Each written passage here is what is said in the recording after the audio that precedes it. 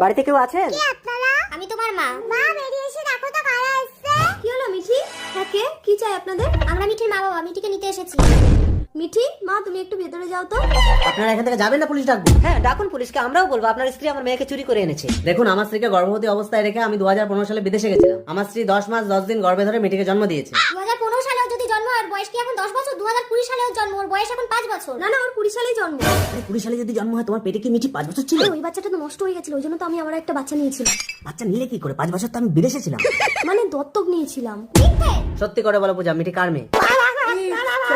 শুনুন 5 বছর আগের কথা। মেয়েকে একটু ধরো তো, আমি বাথরুম করে আসি। আরে আমিও তো যাবো, এক কাজ করি মেয়েকে এখানে শুইয়ে দিই, আমিও বাথরুম করে আসি।